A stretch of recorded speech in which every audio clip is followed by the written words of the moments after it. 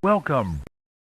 The 1990s were truly a time for cartoons, with Disney on top of the world with groundbreaking success with films such as Beauty and the Beast and Aladdin that left millions in awe, and Nickelodeon finding success with the popularity of Rugrats and Ah Real Monsters in the early 90s. 1992 would see a new face in the cartoon boom period with the rise of the cartoon giant known as Cartoon Network. Cartoon Network would come into the cartoon scene in the early 90s, but didn't find that spark until the mid-90s with shows such as Dexter's Laboratory, Johnny Bravo, and Cow and Chicken. This would begin a dominant 10-plus year reign. However, while having the cartoon world in the palm of their hands, they somehow dropped the ball. By the mid-2000s, Disney and Nickelodeon had put most of their focus into live action, with shows such as Sweet Life and Zack and Cody and iCarly taking the young world by storm. Cartoon Network thought, sure, we'll try it, why not?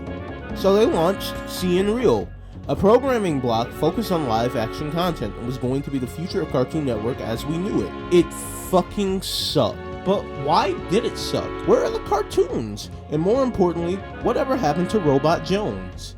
I'll answer all of that and more in this video looking back on the time that Cartoon Network got real.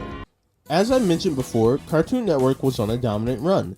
After the success of shows like Dexter's Laboratory and Johnny Bravo, they had another run of legendary cartoons in the early to mid 2000s that still stand the test of time till this day. Cartoons such as Ed, Edd and Eddy, Ben 10, and Foster's Home are remembered fondly by 2000s kids for the way they ended up shaping a generation. By the year 2008, however, Cartoon Network was on a slow descent, while Nickelodeon and Disney Channel were steady staying on the top, with shows like Hannah Montana, iCarly, Wizards of Waverly Place, and Big Time Rush being the top shows for kids aged 9 through 13. In 2008, all Cartoon Network had was Chowder, Total Drama Island, and The Marvelous Misadventures of Flapjack. While these shows weren't terrible, well, with the exception of Flapjack, it just wasn't enough to really compete with Nickelodeon and Disney, which honestly makes sense.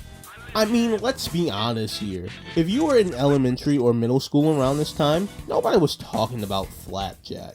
The only things that came up at the boys' table TV-wise was iCarly, Wizards of Waverly Place, and whatever the hell was happening with the WWE at the time. So me personally, if I'm Cartoon Network, I'ma stand up and fight back. That's exactly what Cartoon Network did, or in this case tried to do.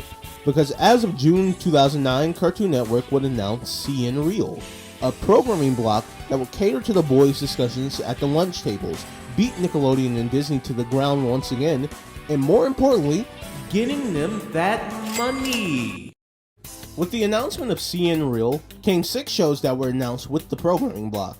These shows would be known as Bobby Says, Brain Rush, Survive This, The Othersiders, Dude, What Would Happen, and last but not least, Destroy It, Built, Destroy with Andrew WK.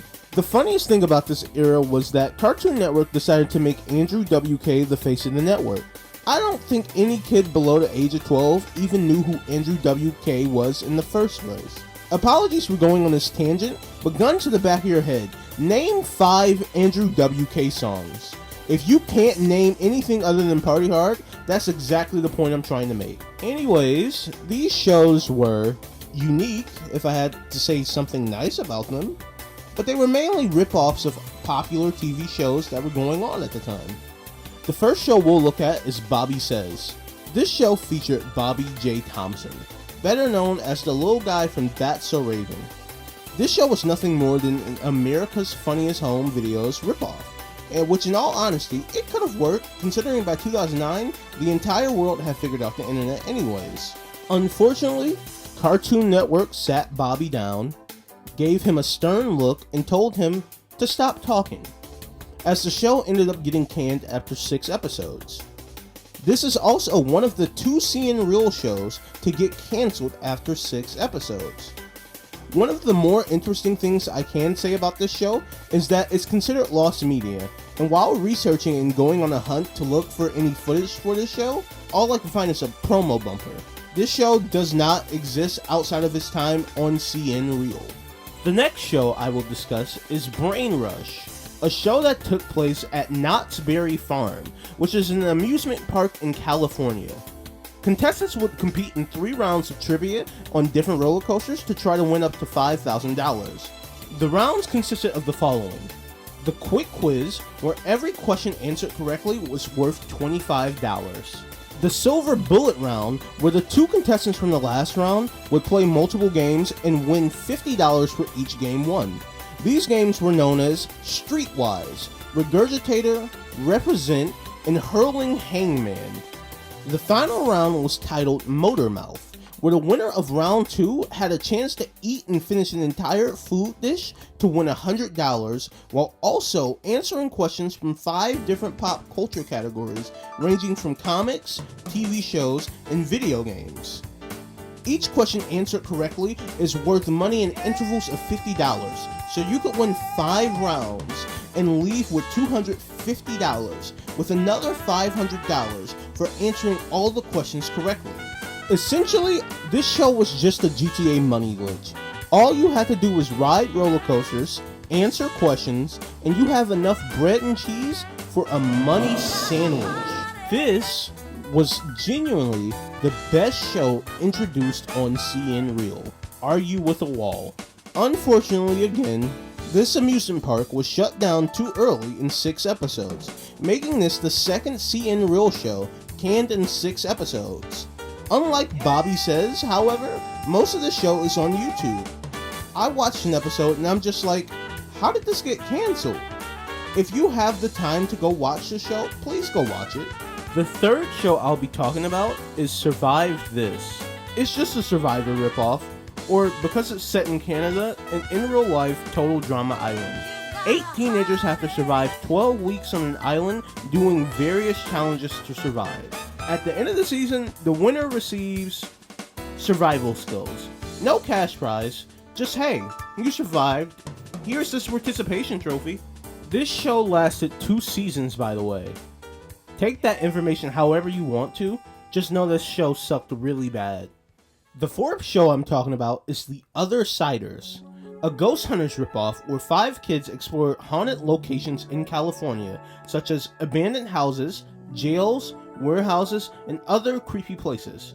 To find out, do ghosts actually exist, or are people just crazy? This show was boring, to say the least. Would I have watched it? No. I probably would have switched over to Disney XD by that point to watch Zeke and Luther, but that's just me. Should you watch it? I guess. I mean, if you have problems sleeping, definitely go for it. You most definitely fall asleep in 5 minutes or less.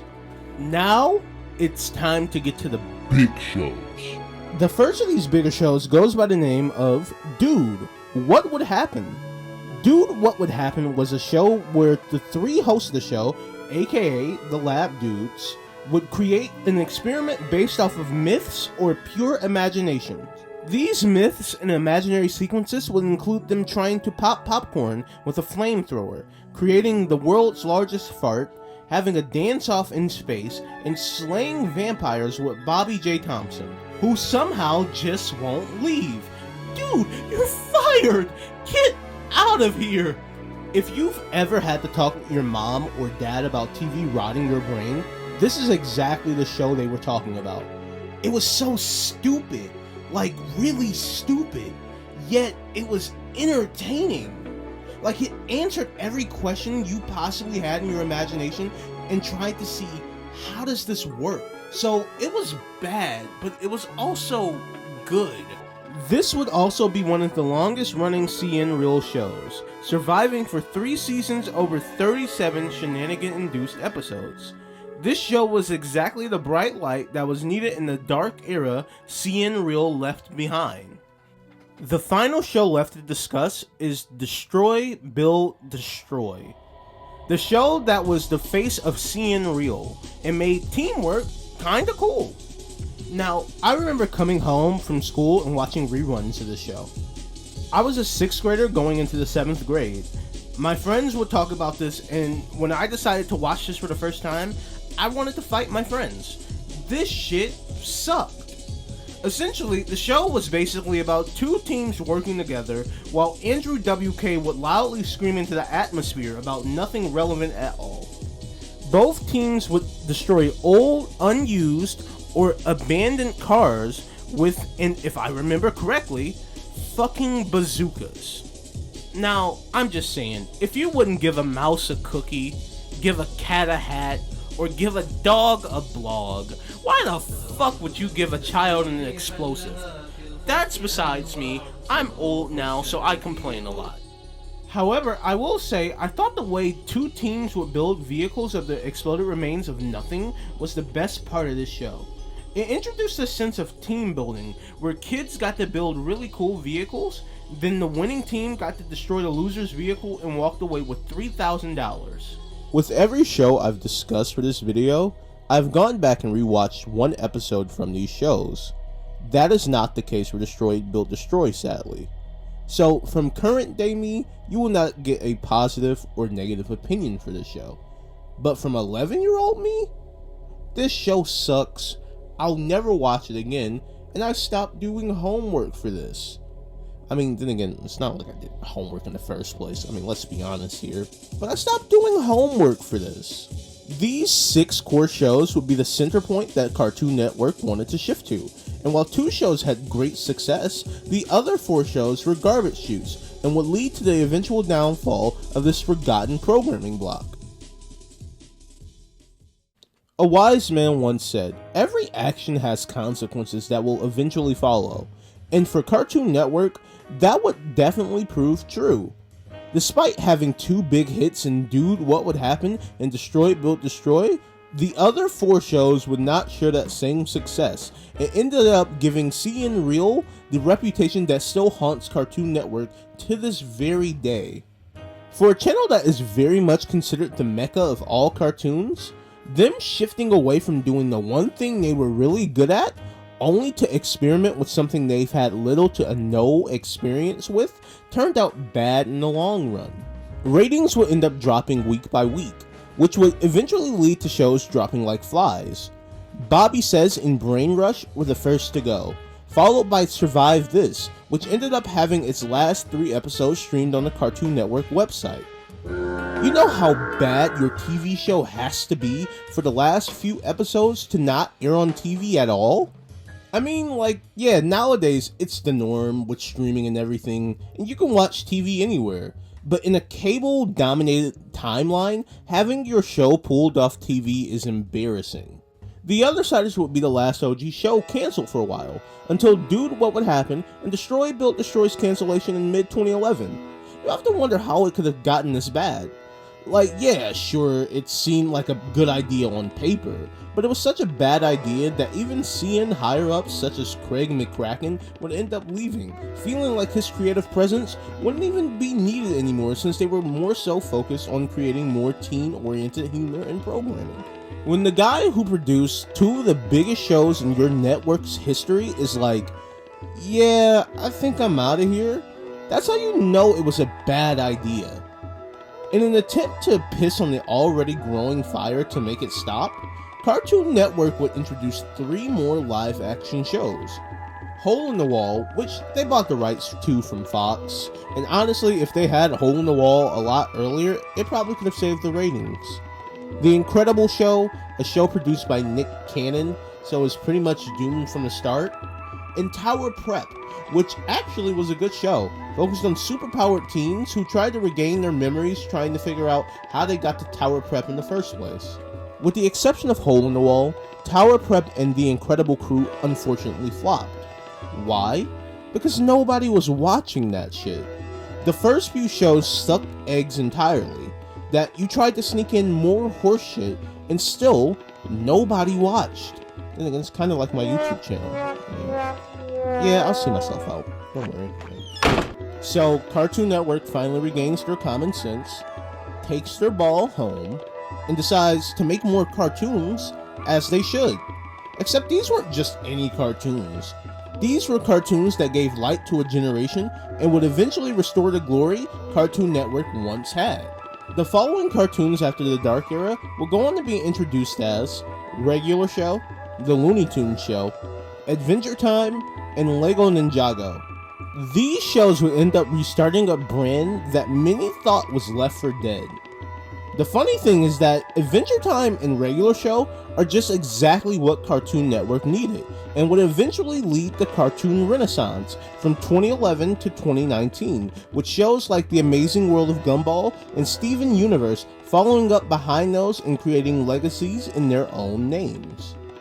Cartoon Network's failure at going live action is a lot like Michael Jordan switching careers from basketball to baseball. It had some intrigue at first and sounded good on paper, but in all honesty, it ended up failing on itself and would be nothing more than a waste of time before going back to their main thing they did best. I get trying to compete with Nickelodeon and Disney, but when it puts a giant corporate piss stain on your legacy and nearly kills the channel you've been building for 30 years at this point, you have to stop and think, is it worth the money if I partially destroy my legacy? Thankfully, Cartoon Network had the common sense to bounce back and drop the shows that would bring them to their former glory. And the rest is history. That's going to do it for this video. I genuinely remembered this era of Cartoon Network, and I thought, this would actually be a good and hilarious topic to end up covering for a video. I definitely had fun writing this video, however. Until the next video though, I'll see you soon. Take care, drink water, and see you on the flip side. Sayonara. Goodbye.